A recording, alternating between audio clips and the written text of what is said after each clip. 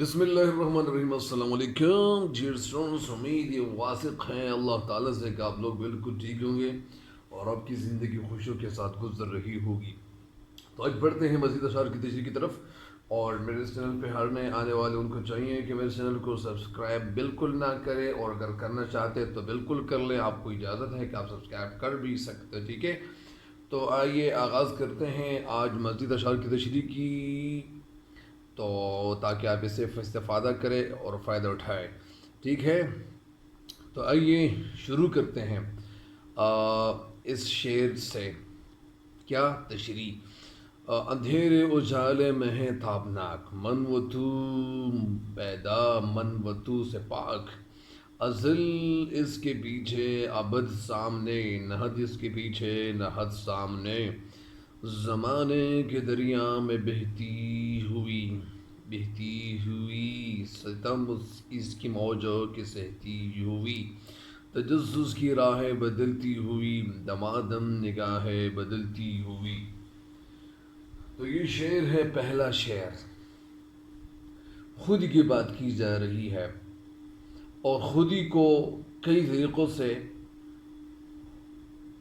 اس کو سمجھایا گیا ہے، بہت سارے لوگوں نے سمجھایا ہوا ہے، اور بہت سارے لوگوں نے علامہ اقبال رحمۃ اللہ علیہ کے اشعار پہ بہت کچھ لکھا ہوا ہے۔ میاں عبدالحکیم خلیفہ نے بھی بہت خوبصورت کتاب لکھی ہوئی ہے، اور ساتھ ساتھ ڈاکٹر سید عبداللہ نے بھی، اور بہت کچھ اور بھی بہت سارے مصنفین ہیں، انہوں نے بہت کچھ لکھا ہوا ہے اور بہت خوبصورت لکھا ہوا ہے۔ تو ان کتابوں کو بھی میں تھوڑا بہت پڑھ چکا ہوں، اور اس نتیجے تک پہنچ چکا ہوں کہ علامہ اقبال رحمۃ اللہ علیہ کا جو خودی ہے، علامہ اقبال رحمۃ اللہ علیہ کا جو جذب خودی ہے، تو وہ کیا چاہتے ہیں، خودی کس چیز کو کہتے ہیں، خودی کہاں سے آئی ہے، خودی کے مختلف محور ہے، مختلف جگہ ہیں، مختلف ان کے مراحل ہیں، کیا مراحل ہے، کیا مرحلے ہیں، کہاں خودی کا جذب انہوں نے کہاں سے لیا ہوا ہے۔ کچھ لوگ کہتے ہیں کہ نشتے سے لیا ہوا ہے، کچھ لوگ برگزا کے بارے میں مثالیں دے رہے ہوتے ہیں، کچھ کیا کہتے کچھ کیا کہتے ہیں۔ لیکن اگر میں آپ کو صرف تھوڑا بہت آپ کو بتاؤں کہ خودی کیا ہے، خودی کیا نہیں ہے، وہ اشعار کی تشریح تو میں کل کر چکا تھا، لیکن ایک دفعہ پھر اگر میں آپ کو تھوڑا سا سمجھا دوں تاکہ آپ مکمل طور پر سمجھ جائیں، تو خودی کیا ہے۔ خودی کا جو لفظ ہے، یعنی یہاں پہ اوپر لکھا ہوا تھا کہ خودی کیا ہے، راز دورنی حیات خودی کیا ہے، بیداری کائنات، یا اس سے اوپر یہ موجی نفس کیا ہے، تلوار ہے، خودی کیا ہے، تلوار کی دھار ہے۔ تو آپ لوگ بھی اس ٹاپک کی طرف توجہ کریں کہ یہ کئی سوالات انسان کے ذہن میں اٹھ رہے ہوتے ہیں، یا آ رہے ہوتے ہیں، پیدا ہو رہے ہوتے ہیں۔ اقبال کا تصور خودی کیا ہے؟ خودی، تصور خودی کو اقبال کے فلسفہ حیات و کائنات میں مرکزی حیثیت حاصل ہے، اور اگر خودی کے تصور کو سمجھ لیا جائے تو اقبال کی شاعری کو سمجھنا آسان ہو جاتا ہے۔ اقبال کے ہر نقاد نے اقبال کے تصور خودی پر کسی نہ کسی شکل میں اظہار خیال کیا ہے، لیکن اس کے باوجود یہ مسئلہ اب تک واضح نہیں ہوا ہے کہ خودی ہے کیا۔ اگر میں آپ کو یہ ایک بتا دوں کہ ایک مصنف ہے ڈاکٹر سید عبداللہ رحمہ اللہ، اپنے مضمون اقبال اور صوفی خودی سے بے خودی تک میں کچھ اس طرح رقم تراز ہے۔ اور کیا رقم تراز ہے، وہ کہنا کیا چاہتے ہیں؟ وہ کہتے ہیں کہ خودی، اقبال کی خودی کیا شے ہے۔ اگر میں آپ کو سب سے پہلے یہ بتاؤں کہ خودی کیا ہے، یہ کون سی زبان کا لفظ ہے۔ خودی دراصل فارسی زبان کا لفظ ہے، جس کے دو معانی ہے، ایک تو خود کا شعور، اور دوسرے خود کا حد سے بڑھا ہوا احساس۔ یعنی ایک کے معنی کیا ہے کہ خود کا شعور، اپنے آپ کو پہچاننا، اور دوسرے خود کا حد سے بڑھا ہوا احساس۔ یعنی خودی کے دو معنی ہیں، ایک معنی لغوی معنی ہے اور دوسرا معنی اصطلاحی معنی ہے۔ یا اقبال کے ہاں اصطلاحی معنی کیا ہے، وہ مشہور ہے، اور وہ یعنی وہ مراد لیتے ہیں۔ اور یہاں پہ جو خودی کی جو اصل معنی ہے، جو لغوی معنی ہے، جو لفظی معنی ہے، وہ غرور ہے، تکبر ہے۔ اور علامہ اقبال کی شاعری میں خودی کا مطلب یعنی خود کو پہچاننا. تو صوفی اگرچہ نفی کے خود کے قائل ہیں، صوفی کے حوالے سے بتایا جا رہا ہے وہ خود کے بارے میں قائل ہے، نفی یعنی نگیٹو خود کے حوالے سے قائل ہے، لیکن ان کے ہاں بھی خودی معرفت ذات کا ذریعہ ہے، یعنی معرفت ذات کا یعنی اللہ تعالیٰ کے پہچاننے کا ذریعہ ہے. ایک حدیث شریف کا مفہوم ہے کہ من عرف نفسه فقد عرف ربہ، جس نے اپنے آپ نفس کو پہچانا اس نے اپنے رب کو پہچانا. سے مراد بھی یہی ہے کہ معرفت نفس عرفان خدابندی کا ایک ذریعہ ہے. اور خود اقبال بھی اسرار خودی کے دیباچے میں کہتے ہیں، فرماتے ہیں کہ یہ لفظ اس نظم میں بمعنی غرور استعمال نہیں کیا گیا، بلکہ جیسا کہ عام طور پر اردو میں مستعمل ہے، مروج ہے اور استعمال ہوتا آ رہا ہے، اس کا مفہوم محض احساسی نفس یا تعین ذات ہے. یعنی اللہ تعالیٰ کی جو یعنی تعین ذات ہے، یعنی تعین یعنی مقرر احساس نفس، یعنی خود اپنے بارے میں احساس کیا ہے، انسان کیا ہے، کہاں سے آیا ہوا ہے، یہ کس کا پیدا کردہ ہے، کس کی کریٹیوٹی ہے. تو یہ اللہ تعالیٰ کی کریٹیوٹی ہے. اب یہاں میں بتاتا ہوں کہ ڈاکٹر سید عبداللہ نے مضمون اقبال اور صوفی میں کیا کہتے ہیں. وہ کچھ اس طرح رقم دراز ہے اور کہتے ہیں اقبال کی خود کیا شے ہے، اس پر بہت کچھ لکھا گیا ہے. اقبال کے نزدیک یہ سب کچھ ہے. انہوں نے مختلف موقعوں پر اس کے الگ الگ گو کہ ایک دوسرے کے قریب معنی بیان کیے ہیں. مثلا خود حیات کا دوسرا نام ہے، خودی عشق کے مترادف ہے، خودی ذوق تسخیر کا نام ہے، خودی سے مراد خود آگاہی ہے، خودی عبارت ہے ذوق اصطلاح سے، خودی ذوق طلب ہے، خودی ایمان کی مترادف ہے، خودی سرچشم جدت و ندرت ہے، خود یقین کی گہرائی ہے، خودی سوز حیات کا سرچشمہ اور ذوق تخلیق کا ماخذ ہے. غرض اس قسم کے گو معانی و صفات خودی سے وابستہ ہوئے ہیں. یہ سب اثباتی خودی کی صورتیں ہیں، یہ شکلیں ہیں جو ہر چیز کو ترقی کی اگلی منزلوں کی طرف محرک ثابت ہو رہی ہیں. محرک یعنی حرکت کرنے والی چیزیں. تو اقبال کے تصور خودی میں صوفیانہ فکر کے بیشتر عناصر ملتے ہیں، حتیٰ کہ طریقہ کار اور رجحانات کا رنگ بھی کم و بیش صوفیانہ ہی ہے.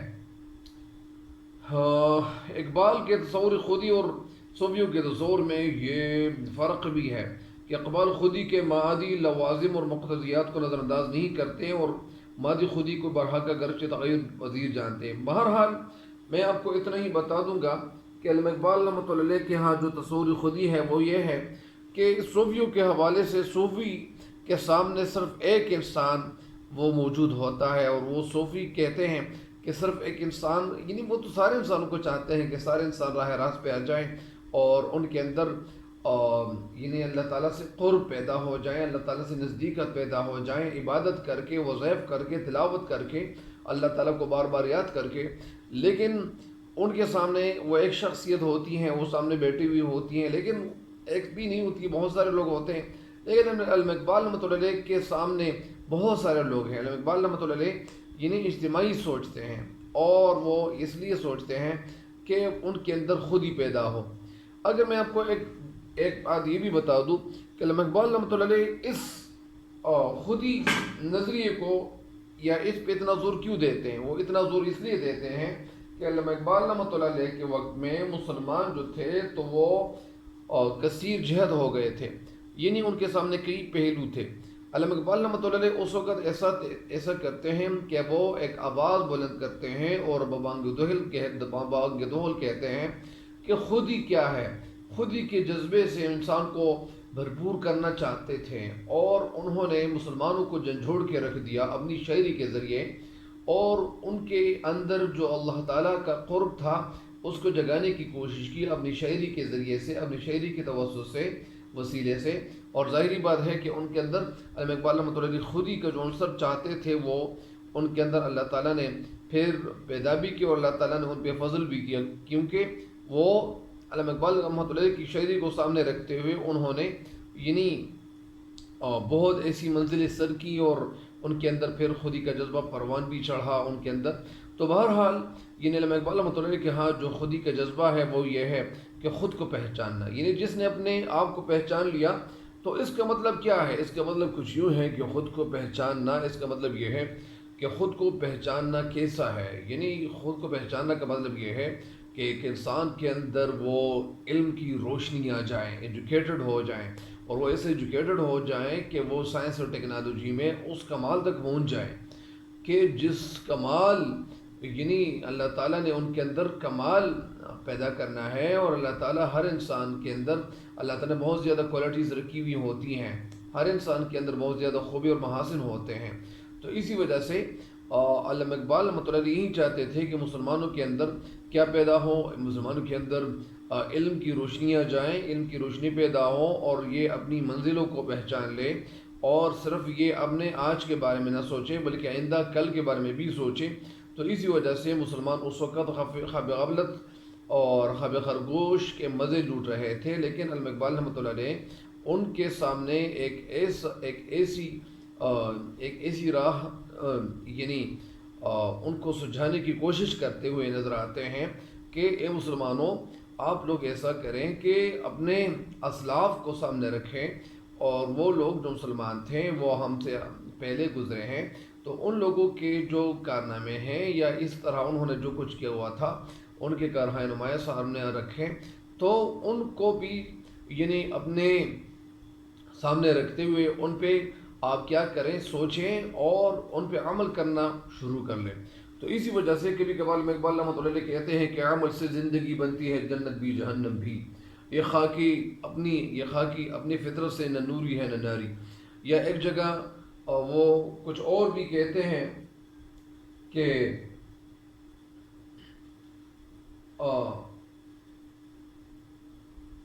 وہ کون سا مداوا ہے، وہ کون سا خدا ہے جو وہ ہو نہیں سکتا۔ یہ شعر ہے، اس کا پہلا مصرع کیا ہے؟ تو وہ کون سا خدا ہے جو وہ ہو نہیں سکتا، اچھا ہمت کر انسان تو کیا ہو نہیں سکتا، وہ کون سا عقدہ ہے جو وہ ہو نہیں سکتا۔ عقدہ یعنی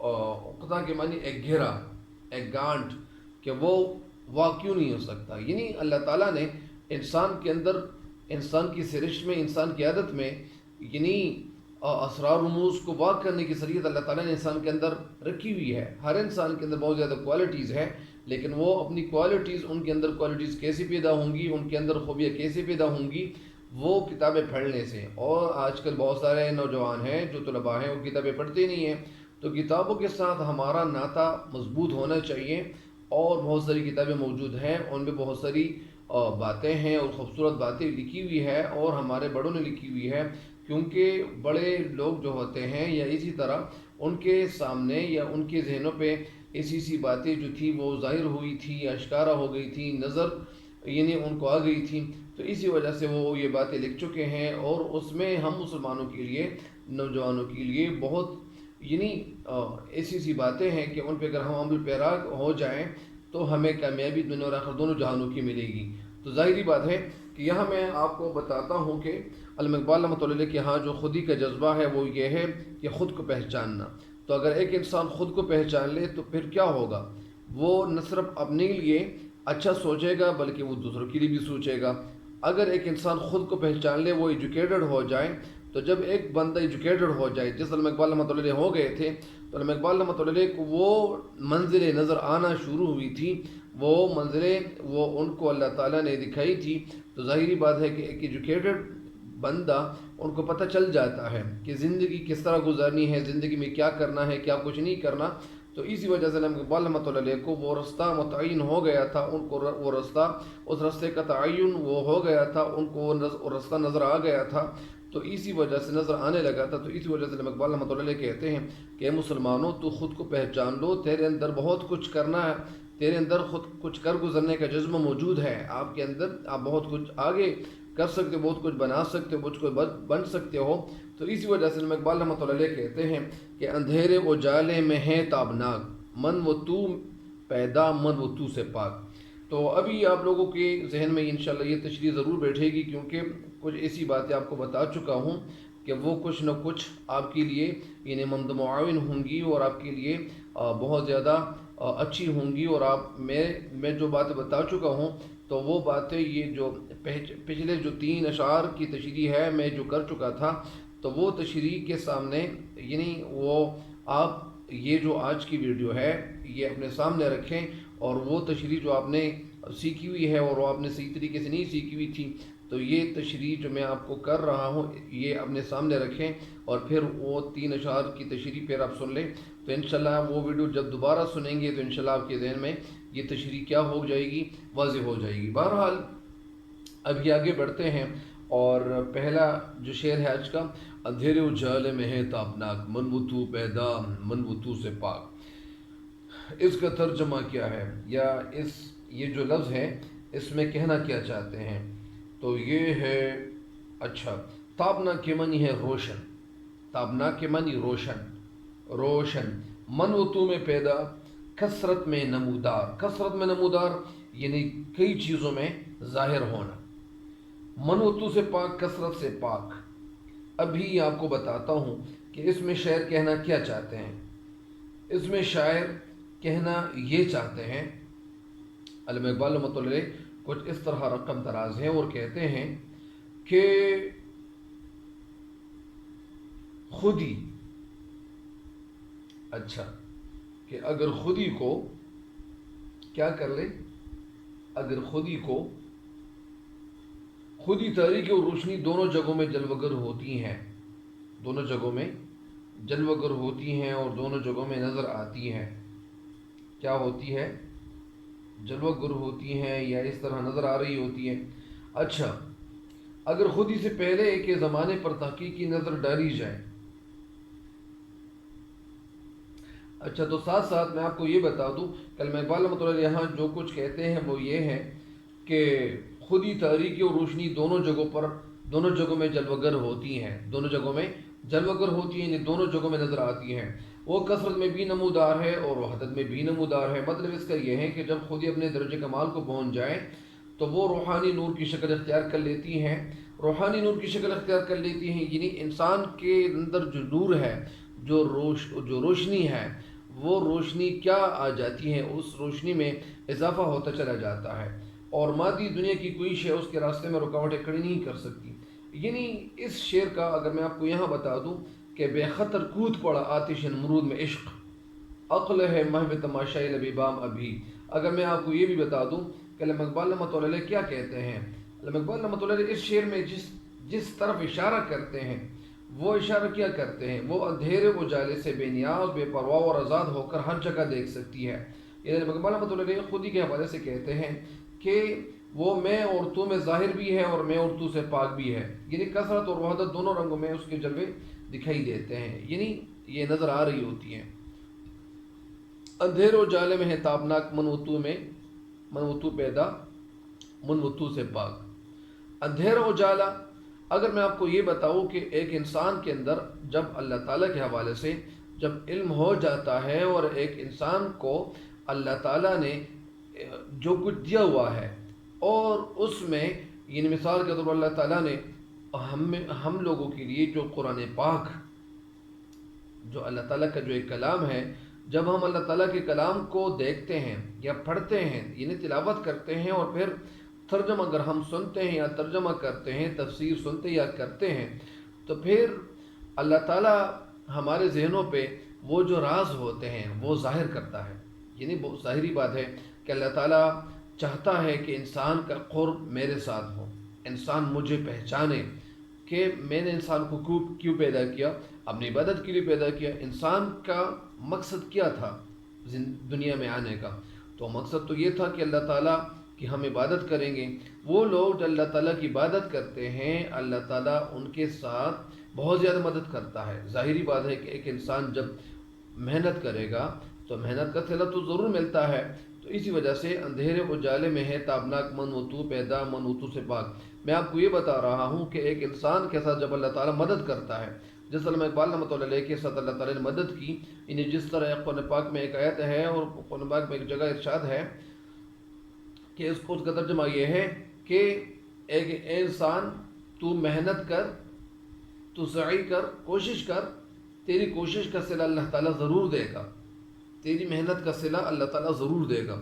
تو اسی وجہ سے ایک انسان کو یہ چاہیے کہ وہ جب اللہ تعالیٰ یعنی اللہ تعالیٰ نے ان کے اندر یہ کوالٹیز پیدا کی ہوئی ہے، جیسا علامہ اقبال رحمۃ اللہ علیہ کے ساتھ اللہ تعالیٰ کی مدد شامل حال تھی، ہر کسی انسان کے ساتھ، ہر انسان کے ساتھ اللہ تعالیٰ کی مدد شامل ہوتی ہے، اور ہر انسان جب محنت کرتا ہے تو ان کی محنت کا صلہ ضرور ملتا ہے۔ تو اگر ایک انسان جب محنت کر لے اور وہ ایم فی ایل کر لے، پی ایچ ڈی کر لے، اور ان کی جو تعلیم ہے، علم ہے، جب وہ زیادہ ہو، تو ظاہری بات ہے کہ وہ ایک انسان سے بہت زیادہ فائدہ لوگوں کو پہنچے گا۔ جس علامہ اقبال رحمۃ اللہ کے اشعار ہے، اور یہ اشعار کیا ہے، لوگوں کے لیے بہت کچھ ہے، لوگوں کے لیے جو روشنی اس میں موجود ہے۔ تو اسی وجہ سے ایک انسان جب وہ تصوف سے، اور ایک انسان جب وہ اللہ تعالیٰ کو پہچانے، اگر میں آپ کو ایک بات اور بتا دوں کہ ایک عالم ہے، اندھیرے اجالے میں ہے تابناک، یعنی ایک عالم ہے اور اس عالم کے دل میں نور ہے، روشنی ہے، علم کی روشنی ہے، تو ظاہری بات ہے کہ وہ اس عالم سے بہت زیادہ لوگ کیا کریں گے، استفادہ کریں گے، فائدہ اٹھائیں گے۔ بہت سارے لوگوں کو وہ جب یعنی مسائل سنائیں گے، ان کو اچھی اچھی باتیں سنائیں گے، ان کو قال اللہ قال رسول، وہ یعنی اس کا حق ادا کریں گے، تو ظاہری بات ہے کہ اس ایک عالم سے بہت کچھ فائدہ ملے گا لوگوں کو۔ اندھیرے و جالے میں ہے تابناک، یعنی یہ خود ہی جو ہے وہ اندھیرے و جالے میں تابناک، یعنی روشن ہے، چاہے اندھیرا ہو چاہے روشنی ہو، من وہ تو پیدا من وہ تو سے پاک۔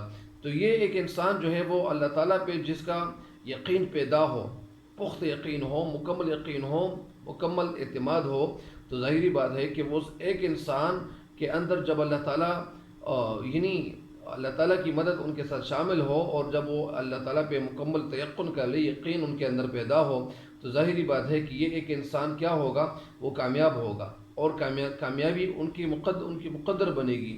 تو ظاہری بات ہے اسی طرح علامہ اقبال رحمۃ اللہ بھی اشارہ کرتے ہیں۔ میں ایک دفعہ پھر شعر کی تشریح سمجھا دوں۔ شاعر کہنا کیا چاہتے ہیں، شاعر کہتے ہیں چاہے تاریک ہو چاہے اجالا ہو، خود ہی ہر رنگ روشن اور تابناک رہتی ہے، روشن رہتی ہے، یعنی وہ کثرت انجمن مراد جلوت میں بھی نمودار ہوتی ہے، یعنی وہ کثرت میں بھی نمودار ہوتی ہے، اور وحدت خلوت میں بھی جب جگہ جلوگر رہتی ہے۔ بالفاظ دیگر خود ہی جب درجہ کمال تک پہنچ جاتی ہے تو وہ ایک ایسے روحانی نور میں تبدیل ہو جاتی ہے جس کی راہ میں مادی اشیاء کا پردہ کبھی حائل نہیں ہو سکتا، یعنی پھر مادی اشیاء ان کے سامنے کچھ معنی نہیں رکھتی۔ اگر میں آپ کو یہ بتا دوں مادی اشیاء کیا چیز ہے، یعنی دنیا میں جو کچھ ہو رہا ہے، اور دنیا میں جو چیزیں ہیں، چاہے جو بھی خطرناک چیز کیوں نہ ہو، جو بھی ایسی چیز کیوں نہ ہو جس سے انسان ڈرتا ہے، تو پھر وہ مثلاً آگ ہے، تو آگ کیا ہے، آگ کتنا خطرناک ہے، یعنی آگ کتنی خطرناک ہوتی ہے، آگ کے شعلے کتنے وہ خطرناک ہوتے ہیں، یا اسی طرح چوری ہے۔ تو انسان جب اللہ تعالیٰ پہ مکمل یقین ان کا پیدا ہو، اور اللہ تعالیٰ کا قرب اس انسان کو حاصل ہو، تو یہ انسان کبھی ناکام نہیں ہوگا، اور یہ انسان کبھی کثرت کو نہیں دیکھے گا، کبھی لوگوں کی زیادتی کو نہیں دیکھے گا کہ یہ انسان بہت زیادہ ہے۔ اگر ایک اللہ تعالیٰ انسان کے ساتھ ان کی مدد شامل حال ہو جائے، تو پھر ساری دنیا ایک انسان کا کچھ نہیں بگاڑ سکتی۔ تو ظاہری بات ہے کہ جس طرح علامہ اقبال رحمۃ اللہ علیہ ایک شعر میں کہتے ہیں کہ بے خطر کود پڑا آتشی نمرود بعشق، عقل ہے محو تماشائی ربیبام ابھی۔ تو اسی وجہ سے علامہ اقبال رحمۃ اللہ علیہ کہتے ہیں کہ جب ایک انسان کے اندر اللہ تعالیٰ کا قرب پیدا ہو، اور ایک انسان جب اللہ تعالیٰ کو پہچان لے، اور ایک انسان جب اللہ تعالیٰ کی عبادت کرتے کرتے اس لیول تک پہنچ جائے، یعنی خود ہی کو کر بلند اتنا کہ ہر تقدیر سے پہلے خدا بندے سے خود پوچھے بتا تیری رضا کیا ہے، میرے بندے تو کیا چاہتا ہے۔ یعنی اس شعر کی تشریح اگر میں آپ کو بتانا چاہوں تو پھر یہ معاملہ، یہ بات کہیں اور چلی جاتی ہے۔ تو بہرحال خود ہی کو اب اس لیول تک پہنچا دو کہ اللہ تعالیٰ تجھ سے خود پوچھے کہ اے میرے بندے تو چاہتا کیا ہے۔ یعنی اس شعر کے حوالے سے اگر میں آپ کو یہ بتا دوں کہ اس شعر کے حوالے سے کچھ میں پہلے بھی بتا چکا ہوں کہ اس شعر یعنی علی گڑھ کالج کے کچھ اسٹوڈنٹس تھے، اور وہ علامہ اقبال رحمۃ اللہ علیہ کے گھر کے پاس چلے گئے، اور دروازہ کھٹکھٹایا، علامہ اقبال رحمۃ اللہ علیہ نے ان سے پوچھا، دریافت کیا، تو پھر علامہ اقبال رحمۃ اللہ علیہ رونا شروع کرتے ہیں۔ پھر اپنے وہ علامہ اقبال رحمۃ اللہ علیہ اپنے نوکر کو بھیجتے ہیں اور نوکر کہتے ہیں کہ ان لڑکوں کو جواب تو دے دو۔ تو علامہ اقبال رحمۃ اللہ علیہ انہوں نے ہمت نہیں کی اور ان کے اندر اتنی سکت نہیں تھی، طاقت نہیں تھی یا وہ کہ وہ اپنا رونا بند کرتے، تو اسی وجہ سے وہ روتے رہے تھے۔ اور علامہ اقبال رحمۃ اللہ علیہ اپنے نوکر کو کہتے ہیں کہ آپ ایسا کریں کہ ان کو بتا دیں کہ یہ شعر میں نے اس موقع پہ کہا تھا کہ جس موقع کہ جب وہ موقع کہ جب ہمارے آقا نامدار حبیب کے ذکر حضرت محمد مصطفیٰ صلی اللہ علیہ وسلم کے پیچھے لڑکوں کو لگایا گیا اور وہ جوانوں کو لگایا گیا، اور جوان ان کے پیچھے بھاگتے چلے آ رہے تھے، اور وہ پتھر بار بار مار رہے تھے، اور ہمارے پیارے نبی صلی اللہ علیہ وسلم کے پاؤں مبارک کو ان کے جو جوتے مبارک تھے تو وہ خون سے بھر گئے تھے۔ تو اس وقت جب حضرت جبرائیل علیہ السلام تشریف لاتے ہیں اور ہمارے پیارے نبی صلی اللہ علیہ وسلم کو مخاطب ہوتے ہیں، ان کے سامنے مخاطب ہوتے ہیں صلی اللہ علیہ وسلم کے سامنے، تو پھر کیا ہوتا ہے کہ اللہ تعالیٰ ان کو اللہ تعالیٰ بھیج چکے ہوتے ہیں حضرت جبرائیل علیہ السلام، اور خود ہی کو کر بلند اتنا کہ ہر تقدیر سے پہلے ہمارے پیارے نبی صلی اللہ علیہ وسلم کی خود ہی اس لیول تک پہنچ چکی تھی صلی اللہ علیہ وسلم کہ پھر اللہ تعالیٰ خود آ کے پوچھتا ہے جبرائیل علیہ السلام کے ذریعے کہ اے میرے بندے تو کیا چاہتا ہے؟ تو ہمارے پیارے نبی صلی اللہ علیہ وسلم فرماتے ہیں کہ میں رحمت للعالمین ہوں، میں بندوں کے لیے رحمت ہی بنا کر بھیجا گیا ہوں۔ تو بہرحال جب ایک انسان کے اندر خود ہی پیدا ہو، یا جس طرح عقل ہے محوت تماشائے لبیمام ابھی، تو حضرت ابراہیم علیہ السلام کے سامنے وہ مادی چیز کی کوئی حیثیت نہیں تھی، وہ آگ جتنی وہ کتنے وہ شعلے جو تھے وہ بھڑک اٹھے تھے، اور بہت زیادہ وہ آگ کو اس میں بہت زیادہ وہاں ایندھن جمع کیا گیا تھا، لکڑیاں جمع کی گئی تھی، اور ظاہری بات ہے کہ اس کے حوالے سے ہم نے یہ بات بھی سنی ہے کہ اوپر جو آسمان میں جو پرندے وہ اوپر ہوا میں اڑ رہے تھے، تو وہ آگ اتنی زیادہ ان کے اندر اتنی زیادہ وہ حرارت اتنی زیادہ بڑھ چکی تھی، وہ اتنی زیادہ گرمی بڑھ چکی تھی کہ اوپر آسمان سے وہ آگ پر سے اگر کوئی پرندہ گزرتا تو وہ پرندہ بھی آگ میں نیچے آ گرتا۔ تو ظاہری بات ہے کہ وہ آگ ایسی تھی، لیکن وہ آگ کیا ہوئی؟ وہ تو مادی چیز ہے، آگ مادی چیز ہے، پانی مادی چیز ہے۔ تو جب ایک انسان کے اندر اللہ تعالیٰ کا قرب حاصل ہو، ایک انسان کے اندر ایک انسان کے ساتھ اللہ تعالیٰ کی مدد شامل حال ہو، تو ظاہری بات ہے کہ وہ انسان نہ سانپ سے ڈرتا ہے، نہ پانی سے ڈرتا ہے، نہ آگ سے ڈرتا ہے، نہ پہاڑ سے ڈرتا ہے، نہ کسی جانور سے ڈرتا ہے، نہ شیر سے ڈرتا ہے، نہ بندر سے ڈرتا ہے، نہ کسی اور چیز سے، کسی بھی چیز سے نہیں ڈرتا۔ جس طرح تبلیغی بھائی جو وہ جا رہے ہوتے ہیں یا افریقہ کے جنگلوں میں یا کئی اور جنگلوں میں وہ جا رہے ہوتے ہیں، اللہ تعالیٰ کی مدد ان کے ساتھ شامل حال ہوتی ہے، وہ جانور ان کو کچھ نہیں کہتے۔ تو اسی وجہ سے جب ایک انسان کے اندر اللہ تعالیٰ کا تیقن آ جائے، اللہ تعالیٰ پہ ان کا وہ اسٹرانگ بلیور بن جائے، تو ظاہری بات ہے تو وہ انسان کیا ہوتا ہے؟ وہ کامیاب ہو جاتا ہے، ان کے سامنے کوئی بھی چیز وہ ڈٹ کر ان کا مقابلہ نہیں کر سکتی۔ تو اسی وجہ سے شاعر کہتے ہیں کہ بالفاظ دیگر یا اس طرح خود ہی جب درجہ کمال تک پہنچ جاتی ہے تو وہ ایک ایسے روحانی نور میں تبدیل ہو جاتی ہے جس کی راہ میں دنیاوی چیز کبھی حائل نہیں ہو سکتی، کوئی بھی چیز ان کے سامنے رکاوٹ نہیں بن سکتی ہے۔ اس طرح وہ اندھیرے یا اجالے میں بے نیاز ہو جاتی ہے، انسان اندھیرے اجالے کو بھی نہیں دیکھتا، اور یہ خود ہی کیا ہوتی ہے؟ خود روشن ہے، اور خود ہی جب اللہ تعالیٰ جب ایک انسان کے اندر خود ہی کا جذبہ پیدا ہو، ایک انسان اللہ تعالیٰ کو پہچانے، تو وہ انسان کیا ہوگا؟ ان کے لیے ان کے دل میں سب سے بڑی جو روشنی ہے وہ خود ہی ہے، اور خود ہی راستہ جب جس راستے میں انسان جاتا ہے تو وہ راستہ خود متعین ہو جاتا ہے، ان کو نظر آنے لگتا ہے۔ پھر کیا ہوتا ہے؟ خود ہی کثرت اور وحدت میں یکساں طور پر نمودار ہے، یکساں طور پر کثرت اور وحدت کس چیز کو کہتے ہیں؟ اسے عالم ناسوت پانی دنیا کی تسخیر کے لیے مطلب یہ ہے کہ اس دنیا میں جتنے بھی لوگ ہیں، جتنی جو اس پانی دنیا میں جو بھی انسان ہے، علامہ اقبال رحمۃ اللہ علیہ کہتے ہیں کہ مسلمانوں آپ کے سامنے جتنی قوم کیوں نہ ہو، وہ آپ کی کچھ بھی نہیں بگاڑ سکتی، لیکن آپ لوگوں کے اندر جو خود ہی پیدا ہو تو پھر کیا ہوگا؟ آپ کثرت سے نہیں ڈرو گے، آپ کے اندر جب یہ لائٹ روشن ہو تو ظاہری بات ہے کہ آپ کا دنیا کچھ نہیں بگاڑ سکتی۔ تو فانی دنیا کیا ہے کہ تسخیر کے لیے انجمن جلوت اور عالم لاہوت مقام اللہ کے لیے خلوت درکار ہے۔ تو ظاہری بات ہے کہ علامہ اقبال رحمۃ اللہ علیہ کی شاعری کو لوگوں نے پڑھ بھی لیا اور لوگوں نے ان پہ عمل بھی کیا، اور ظاہری بات ہے کہ وہ لوگ کیا ہو گئے، ان کو کامیابی مل گئی، انہوں نے اپنے آپ کو پہچان لیا، تو وہ ایسے موڑ تک پہنچ گئے، ایسی جگہ تک پہنچ گئے، ان کو وہ منزلیں وہ آسان لگ چکی تھی، اور پھر وہ لوگ وہ منزلیں سر کرنے لگے، ان کو کامیابی اور فتحیابی اب ان کو ملنے لگی۔ تو ظاہری بات ہے کہ کامیابی انسان کے قدم ضرور چومتی ہے، لیکن اگر ایک انسان دل سے محنت کرے، ہمت کر انسان، تو کیا ہو نہیں سکتا۔ تو اسی وجہ سے علامہ اقبال رحمۃ اللہ علیہ ایک جگہ یہ بھی کہتے ہیں کہ ستاروں سے آگے جہاں اور بھی ہے، ابھی عشق امتحا اور بھی ہے۔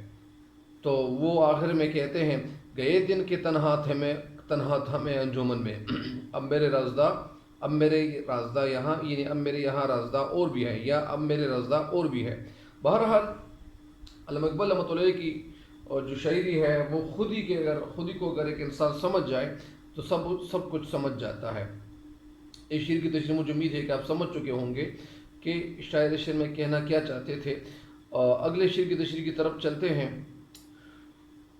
ازل اس کے پیچھے ابد سامنے، نہد اس کے پیچھے نہد سامنے۔ ازل کسے کہتے ہیں؟ ازل کائنات کا جو پہلا دن تھا، کائنات کا پہلا دن۔ ابد کسے کہتے ہیں؟ کائنات کا آخری دن، ازل دنیا کی پیدائش کا لمحہ یا پہلا دن، ابد دنیا کی پناہ کا لمحہ۔ خود ہی کے نزدیک زمانوں کی کوئی حیثیت نہیں ہے۔ اس شعر کی تشریح کچھ یوں ہے کہ خود ہی کے نزدیک یا قریب زمانوں کی کوئی حیثیت نہیں ہوتی ہے، وہ قید زباں سے آزاد ہے، وہ آغاز کائنات سے پہلے بھی موجود تھی اور اب فنائے کائنات کے بعد بھی موجود رہے گی۔ اس طرح آپ کو بتایا جاتا ہے، سمجھایا جاتا ہے کہ اگر خودی سے پہلے کے زمانے پر اسی طرح نظر ڈالی جائے تو اس کی کڑی آغاز عالم کے بے کنارہ وقت سے جا ملتی ہے، اس کے پیچھے ازل ہوتی ہے، اور اگر اس کے بعد کے زمانے پر غور کیا جائے یا غور و فکر کی جائے تو اس کا سلسلہ ہمیشہ کی یا قیامت سے جا ملتا ہے، اس کے سامنے ابد ہوتی ہیں۔ غرض خودی کے قبل اور بعد کے دونوں زمانوں کی کوئی حدود یا کوئی لیمٹ نہیں ہے۔ اس شعر کی تشریح کی پھر سنیں۔ شعر کہنا اس میں کیا چاہتے ہیں؟ اگر خودی سے پہلے کے زمانے پر تحقیق کی نظر ڈالی جائے تو اس کا سلسلہ آغاز عالم کے اس کنارے سے جا ملتا ہے، اس کے پیچھے ازل ہوتی ہے۔ ازل سے مراد وہ وقت ہے جس سے پہلے کچھ نہیں تھا۔ مطلب یہ ہے کہ جب کائنات وجود میں آئی خودی میں ساتھ پیدا ہو گئی، اور اگر اس کے بعد کے زمانے کے بارے میں ایک انسان غور کر لے تو اس کا سلسلہ اس وقت سے جا ملتا ہے جب تک یہ دنیا قائم ہے، اس کے بعد ابد ہے، اور ابد کے معنی ہے وہ وقت جس کے بعد کچھ نہ ہو۔ مختصر یہ خودی کے انجام اور آغاز کے دونوں زمانوں کی کوئی حد نہیں ہے۔ اگر میں آپ کو یہ بتا دوں کہ ازل اس کے پیچھے ابد سامنے، نہد اس کے پیچھے نہد سامنے، خودی کے سامنے ہر چیز کیا ہے، وہ کوئی بھی حیثیت نہیں رکھتی ہے۔ اس دنیا میں انسان جب اس دنیا میں پیدا کیا گیا تھا، اور انسان جب آیا تھا، تو انسان جب اللہ تعالیٰ کو پہچانتا ہے تو ظاہری بات ہے کہ انسان کیا ہوگا، انسان ہمیشہ کے لیے اللہ تعالیٰ نے اس کو بنایا ہے۔ ایسا تو نہیں ہے کہ انسان ختم ہو جائے گا، انسان کبھی ختم نہیں ہوگا۔ جس طرح میں اقبال رحمۃ اللہ ایک جگہ کہتے ہیں کہ خدائے لم یزل کا دست قدرت تو، زباں تو ہے، یقین پیدا کر اے غافل کہ مغلوبی گما تو ہے۔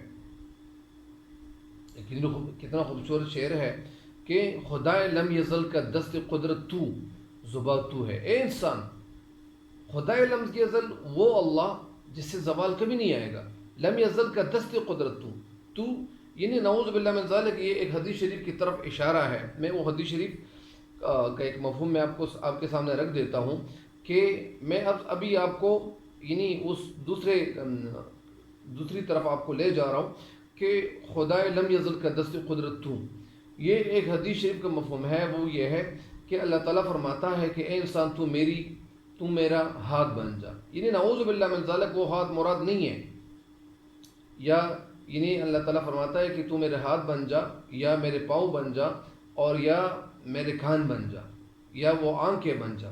تو یہ اس شعر کا مفہوم اور اس کا مطلب کچھ یوں ہے کہ جب ایک انسان اللہ تعالیٰ ایک انسان کی آنکھیں اللہ تعالیٰ کے حکم کے مطابق استعمال ہوں گی، اگر کان استعمال ہوں گے، ہم آنکھوں سے وہ جگہ دیکھیں گے. یعنی جب ہم آنکھوں سے اچھے کام کریں گے، تلاوت کریں گے، جب ہم کانوں سے یعنی موسیقی نہیں سنیں گے، اللہ تعالیٰ کی جو اللہ تعالیٰ کا جو کلام ہے وہ کلام سنیں گے، تو ظاہری بات ہے کہ اللہ تعالیٰ کے یعنی ہم ماننے والے ہوں گے. ہم ہاتھوں سے وہ کام کریں گے کہ جو اللہ تعالیٰ چاہتا ہے. ہم پاؤں اس جگہ کے استعمال کریں گے، یعنی مثال کے طور پر جس سے ہمارا رب اللہ ہم سے راضی ہو. تو ظاہری بات ہے کہ خدا لم یزل کا دست قدرت تو زباں تو ہے. اے انسان، تو اس اللہ کا ہاتھ ہے اور دست قدرت تو ہے.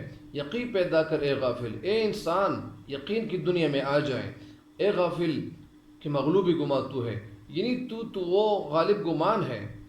یعنی اصل میں تو شک میں پڑا ہوا ہے. تو شک کی دنیا سے باہر آ اور یقین کی دنیا میں آ، حقیقت کی دنیا میں آ. سب کچھ تیری وجہ سے ممکن ہوتا ہے.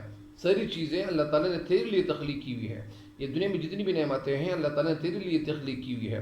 تو ظاہری بات ہے کہ ایک انسان جب اپنے بارے میں سوچے گا اور وہ اللہ تعالیٰ کی جو یاد ہے وہ یاد ان کے سامنے ہوگی، اور اللہ تعالیٰ نے اس انسان کو جس مقصد کے لیے پیدا کیا ہوا ہے، تو اگر یہ مقصد انسان کے سامنے ہوگا سامنے ان کے مقصد یعنی مقصد اگر انسان اپنے سامنے رکھیں تو وہ مقصد کیا ہے؟ اللہ تعالیٰ کی عبادت ہے. تو اسی وجہ سے اللہ تعالیٰ چاہتا ہے کہ ایک انسان اگر تیرے ہاتھ اللہ تعالیٰ کے احکام کے مطابق استعمال ہوگا، تیرے پاؤں استعمال ہوں گے، تیری آنکھیں تیرے کان استعمال ہوں گے، تو ظاہری بات ہے کہ اللہ تعالیٰ کی مدد تیرے ساتھ شامل ہوگی. اگر تو ہاتھوں سے نیک کام کریں گے، اپنے پاؤں کو اللہ تعالیٰ کی دعوت کے لیے استعمال کریں گے، اس جگہ جائیں گے جہاں یعنی علم کی روشنی یا اسلام کی روشنی نہیں پہنچی ہوئی ہے، تو اگر تو اسلام کی روشنی عام کرو گے، اپنے ہاتھوں سے اپنی آنکھیں استعمال کریں گے، تو ظاہری بات ہے کہ انسان کو کبھی زوال یعنی اللہ تعالیٰ کو کبھی زوال نہیں آتا. تو اسی وجہ سے اللہ تعالیٰ نے اس انسان کو پیدا کیا ہوا ہے. بہرحال یعنی ازل اس کے پیچھے ابد سامنے، نہد اس کے پیچھے نہد سامنے. یعنی ایک انسان جو اللہ تعالیٰ نے تخلیق کیا ہوا ہے تو وہ صرف ایک دن کے لیے تخلیق نہیں کیا ہوا، بلکہ وہ انسان تو پہلے سے اللہ تعالیٰ نے اس کو تخلیق کیا ہوا ہے. تو ظاہری بات ہے کہ انسان کبھی ختم نہیں ہوگا، بلکہ نہ اس دنیا میں نہ آخری دنیا میں. یعنی انسان کو کبھی انسان ہمیشہ رہے گا. اگر وہ اس دنیا سے چلا جائے تو دوسری دنیا میں موجود ہوگا. تو ظاہری بات ہے کہ علامہ اقبال رحمۃ اللہ علیہ ہمیں جو نقطہ سمجھاتے ہیں وہ نقطہ بہت خوبصورت نقطہ سمجھاتے ہیں، اور وہ نقطہ یہ ہے علامہ اقبال رحمۃ اللہ علیہ کا وہ بہت خوبصورت نقطہ ہے اور اچھی بات کہتے ہیں تاکہ ہمارے ذہنوں پہ یہ اشکار ہو. یعنی یہ شاعر علامہ اقبال رحمۃ اللہ علیہ کہتے ہیں جب سے یہ دنیا بنی ہے اس میں خود ہی کسی نہ کسی شکل میں موجود ہے. خود ہی اصل سے اپنے سفر کا آغاز کر کے ابد کی طرف زور و شور سے روا دوا ہے، لیکن آغاز سے انجام تک اپنے سفر میں یہ تمام جو قید ہیں جو رسوم ہیں جو رسمیں ہیں وہ اس سے آزاد ہے. نہ کوئی اس انسان کو اس خودی کو قید کر سکتا ہے اور نہ کوئی اس کا رستہ روک سکتا ہے. یہ تمام دنیا کو اللہ کی زمین سمجھتی ہے، اس لیے اس کے سامنے سرحدات اور جو قید ہے ان کے سامنے کوئی اہمیت نہیں رکھتے. تو ظاہری بات ہے کہ انسان کے سامنے کوئی بھی چیز وہ اہمیت نہیں رکھتی.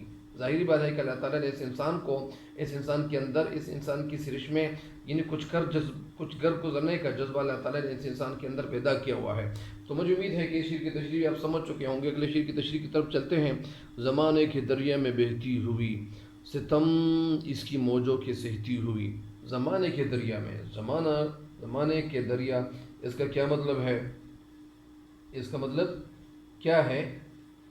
تو اس کا مطلب یہ ہے کہ زمانے اگر ایک انسان کو اگر زمانے کو ایک دریا سمجھ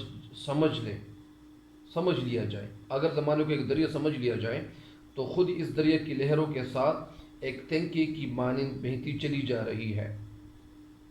یعنی اگر زمانے کو ایک دریا سمجھ لیا جائے اور تو خود ہی اس دریا کی لہروں کے ساتھ لہروں ویوز کے ساتھ ایک ٹینکی کی مانند، ایک ٹینکی کی طرح بہتی چلی جا رہی ہے۔ مطلب یہ کہ خودی اور زمانہ ایک دوسرے کے ساتھ قدم سے قدم ملا کر چل رہے ہیں۔ خودی سے زمانے کی اور زمانے سے خودی کی حقیقت معلوم کی جا سکتی ہے۔ گویا زمانے کا تصور خودی کے بغیر اور خودی کا تصور زمانے کے بغیر ممکن نہیں ہے۔ دونوں ایک دوسرے کے لیے کیا ہے؟ لازم اور ملزوم ہے۔ دونوں ایک دوسرے کے لیے وہ بہت اہم ہے۔ اگر میں آپ کو یہ بتا دوں کہ زمانے کے دریا میں بہتی ہوئی ستم اس کی موجوں کے سہتی ہوئی، ایک دفعہ پھر اس شعر کی تشریح سنیں۔ خودی زمانے کے دریا میں بہتی اور اس کے لہروں کی کہ ظلم سہتی ہے۔ مراد یہ ہے کہ خودی زمانے سے بغلگیر ہے، دونوں ایک دوسرے سے جدا نہیں ہوتے۔ خودی سے زمانے کی اور زمانے سے خودی کی حقیقت معلوم کی جا سکتی ہے، خودی زمانے کے دریا میں بہتی اور اس کی موجوں کے ظلم و ستم برداشت کرتی ہے۔ مراد اور مطلب اس کا یہ ہے کہ خودی زمانے سے ہم آہنگ ہے، دونوں ایک دوسرے سے جدا نہیں ہوتے، کبھی نہیں ہوتے۔ خودی سے زمانے اور زمانے سے خودی کی حقیقت کو پہچانا جا سکتا ہے، شناخت کی جا سکتی ہے۔ علامہ نے خودی کو ایک زبردست تصور کے طور پر پیش کیا ہوا ہے کہ اس کا پوری طرح ادراک کرنا بھی خاصا مشکل ہے۔ اس سے کائنات کی ہر چیز سے برتر بتایا گیا ہے اور اس کے کارناموں اور اس کی فتوحات کی فہرست خاصی طویل ہے۔ میں آپ کو بتا چکا ہوں کہ خودی ایک انسان کے اندر جو جذبہ ہے خودی کا پیدا ہونا، تو یہ بہت اچھا جذبہ ہے۔ زمانے کے دریا میں بہتی ہوئی ستم اس کی موجوں کے سہتی ہوئی، اس وقت سے لے کر اگر میں آپ کے سامنے حضرت ابراہیم علیہ السلام کی مثالیں بیان کر چکا ہوں کہ حضرت ابراہیم علیہ السلام جب آگ میں ڈالے گئے تھے تو اس وقت کیا ہوا تھا؟ ان کے اندر خودی کا جذبہ موجود تھا۔ اسی طرح بہت سارے جو اور پیغمبر تھے، ان کو تلواروں کے ذریعے سے، ان کو نیزوں کے ذریعے سے ان کے اجسام کو جدا کیا گیا، ان کے گلوں کو کاٹ لیا گیا، لیکن وہ کیا چیز تھی؟ ان کے اندر خودی کا جذبہ تھا، وہ اللہ تعالیٰ کو پہچان چکے تھے۔ تو ظاہری بات ہے کہ وہ اس دنیا کی عارضی زندگی سے وہ نہیں ڈر رہے تھے، وہ موت سے نہیں ڈر رہے تھے، وہ خائف اور خوفزدہ نہیں تھے۔ تو اسی وجہ سے زمانے کے درے میں بہتی ہوئی، یہ پرانے دور سے یہ چلی آ رہی ہے۔ ظاہری بات ہے کہ زمانہ یہ وقت کے بارے میں، زمانے کے بارے میں ہمیں کبھی گاج نہیں دینی چاہیے کہ زمانہ ایسا ہے۔ زمانہ نہیں بلکہ لوگ ایسے بدل گئے ہیں، لوگوں کے اندر تبدیلی اور رونما ہو گئی ہے۔ تو زمانے کے درے میں بہتی ہوئی ستم اس کی موجوں کی سہتی ہوئی، اس شعر کی تشریح اگر میں ایک دفعہ پھر آپ کو سناؤں، اگر ایک دفعہ پھر آپ کو بتا دوں کہ وقت کا جو روا دوا دریا ہے وہ خود ہی اس میں بہہ رہی ہے اور اس کی موجوں کے ستم اس نے برداشت کیے ہیں۔ بعض وقتوں میں لوگوں نے خودی کو فراموش کرنے اور نظر انداز کرنے کی بھی کوشش کی، لیکن اس نے ان تمام مصائب اور مصیبتوں کو اور تکالیف اور صعوبتوں کو خوشی خوشی اور ہنستے کھیلتے برداشت کیا اور اپنی باقی رہنے کی جنگ میں کامیابی حاصل کی۔ ظاہری بات ہے کہ خودی یہ ہمیشہ کے لیے ہے، صرف ایک دن اور 2 دن کے لیے نہیں ہے، تو ان کو کبھی موت نہیں آتی۔ بہرحال اس شعر کی تشریح مکمل ہو گئی ہے۔ آخری شعر ہے آج کا، تجسس کی راہیں بدلتی ہوئی، دمادم نگاہیں بدلتی ہوئی۔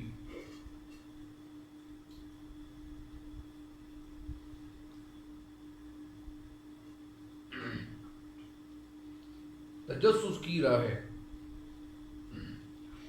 اچھا تجسس کیسے کہتے ہیں؟ تجسس کے کیا مطلب ہے؟ تجسس کا مطلب ہے تلاش، کھوج، جستجو۔ دمادم کے معنی ہے مسلسل، متواتر، پے در پہ، لگاتار۔ اس شعر کی تشریح کیا ہے؟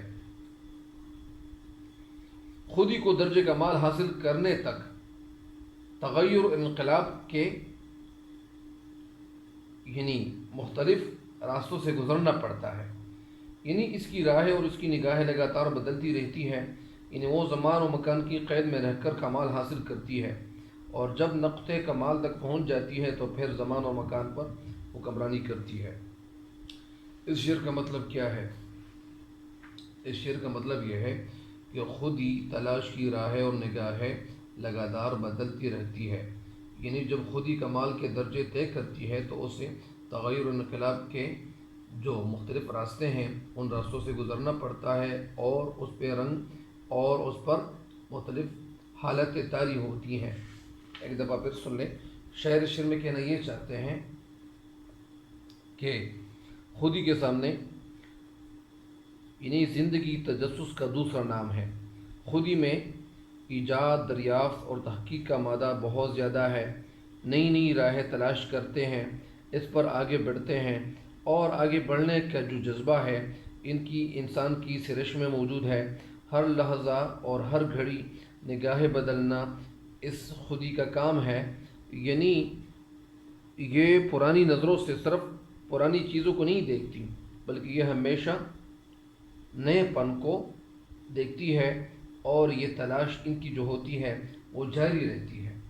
تو ظاہری بات ہے کہ خودی کا جو جذبہ ہے، تو اسی جذبے سے انسان جب بھرپور ہو جائے تو یہ نئے وقتوں کے مطابق، نئے تقاضوں کے مطابق کیا ہوتا ہے، وہ خود کو ڈالتا ہے، اور یہ اسی تجسس میں، کھوج میں رہتا ہے کہ میں ایسا کون سا کام کر لوں جس کام کے کرنے سے نہ صرف مجھے فائدہ ہو بلکہ ساری انسانیت کو فائدہ ہو، سارے مسلمانوں کو فائدہ ہو، ساری انسانیت کو فائدہ ہو۔ تو اس کے حوالے سے یہ دیکھتے ہیں، سوچتے ہیں، لکھتے ہیں اور بڑھنے کی کوشش کرتے ہیں۔ تو ظاہری بات ہے، اگر میں ایک شعر آپ کے سامنے عرض کر لوں کہ وہ شعر تھوڑا سا ان کے ساتھ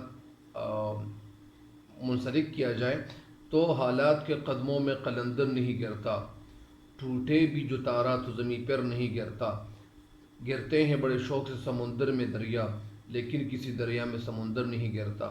تو ظاہری بات ہے کہ جو انسان خود ہی کے جذبے سے بھرپور ہو تو یہ انسان کبھی حالات کے قدموں میں نہیں گرے گا، بلکہ حالات ان کے قدموں میں گریں گے۔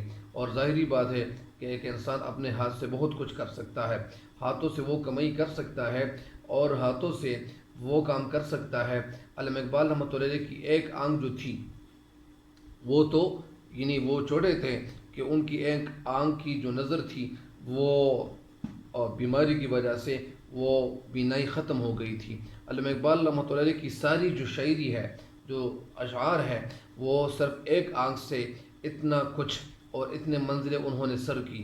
علامہ اقبال رحمۃ اللہ علیہ کے حوالے سے یہ بات بھی مشہور ہے کہ علامہ اقبال رحمۃ اللہ علیہ اگر کسی راستے پہ چل جاتے اور ان کو اس منزل کا پتہ چل جاتا کہ یہ منزل آسان ہے، دشوار نہیں ہے، اس راستے سے واپس آ جاتے تھے، اس منزل کو چھوڑ کے واپس آ جاتے تھے اور کہتے تھے کہ میں ایسے راستے پہ کیوں نکلوں جو راستہ کیا ہو، جو راستہ آسان ہو۔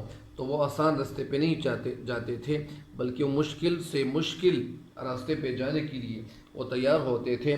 اور ظاہری بات ہے کہ اگر ایک انسان کو سخت سے سخت بنایا جائے تو یہ سخت سے سخت حالات کا مقابلہ کر سکتا ہے، اگر ایک انسان کو نرم سے نرم بنایا جائے تو یہ پھر سخت حالات کا مقابلہ نہیں کر سکتا۔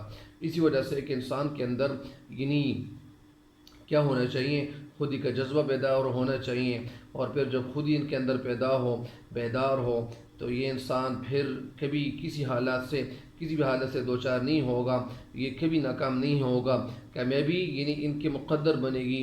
اور ظاہری بات ہے کہ مسلمانوں کے اندر جب یہ جذبہ پیدا ہوا، خودی سے وہ بھرپور ہوئے اور لبریز ہوئے، تو وہ کیا ہوئے، پھر ان کو کامیابی مل گئی۔ آج بھی اگر انسان اپنے بارے میں سوچیں، بہت سارے لوگ ایسے بھی ہیں، بہت سارے طلباء ایسی بھی ہیں کہ وہ خود کو پہچاننے کے وہ خود کو نہیں پہچاننے، خودی کے جذبے یہ کیا ہے۔ علامہ اقبال رحمۃ اللہ کی شاعری ایسی ہے کہ ان کو سمجھنا یعنی کوئی آسان کام نہیں ہے، کوئی آسان کارنامہ نہیں ہے۔ اور ظاہری بات ہے کہ علامہ اقبال رحمۃ اللہ علیہ اپنے نوجوانوں کو یعنی ایسے پیغامات سے وہ جھنجھوڑ کر رکھ دیتے تھے کہ ظاہری بات ہے علامہ اقبال رحمۃ اللہ علیہ یہی کہتے تھے کہ اے مسلمانوں، یعنی اٹھو اور تیار ہو جاؤ۔ یعنی علامہ اقبال رحمۃ اللہ کی جگہ یہ بھی کہتے ہیں کہ لب پہ آتی ہے دعا بن کے تمنا میری، زندگی شمع کی صورت ہو خدایا میری۔ تو اسی وجہ سے دور دنیا کا میرے دم سے اندھیرا ہو جائے. اسی وجہ سے علامہ اقبال رحمۃ اللہ اس اندھیرے کو ختم کرنا چاہتے تھے اور نئی کرن اور ایک نئی روشنی اور یہ جو روشنی ہے علم کی وہ پھیلانا چاہ رہے تھے. ظاہری بات ہے کہ اللہ تعالیٰ نے ان پہ بڑا کرم کیا تھا، بڑی مہربانی کی تھی اور ان کو وہ راستے دکھائی دے گئے تھے اور ان راستوں کو مسلمانوں کے لیے ان راستوں کو یعنی ہموار کرنا چاہ رہے تھے کہ مسلمانوں اٹھو اور جاگ جاؤ اور اپنے اسلاف کے کارناموں کو سامنے رکھو اور تم لوگ پھر کیا ہوں گے، تم لوگوں کو کامیابی پھر ملے گی اور تم لوگ پھر کامیاب ہو جاؤ گے. تو ظاہری بات ہے کہ وہ لوگ علامہ اقبال رحمۃ اللہ کی شاعری کو سامنے رکھتے ہوئے ان لوگوں کو کامیابی ملی اور پھر سامنے ان کے ساتھ ساتھ علماء نے بھی اچھا کردار ادا کیا تھا. وہ بھی مسلمانوں کے اندر وہ جذبہ بیدار کرنے کی کوشش کر رہے تھے. تو ظاہری بات ہے کہ جب مسلمان تیار ہو گئے اور انہوں نے یہ بات مان لی تو ان کو کامیابی مل گئی. تب تک کے لیے میں اجازت چاہتا ہوں. مجھے امید ہے کہ ان اشعار کی تشریح آپ سمجھ چکے ہوں گے اور انشاءاللہ سمجھ جائیں گے. اللہ تعالیٰ آپ سب کو کامیابی دے، آپ کنار کر لے آپ لوگوں کو کامیابی سے، اور مجھے بھی اپنے دعاؤں میں یاد رکھیں. تب تک کے لیے اجازت چاہتا ہوں. اللہ حافظ.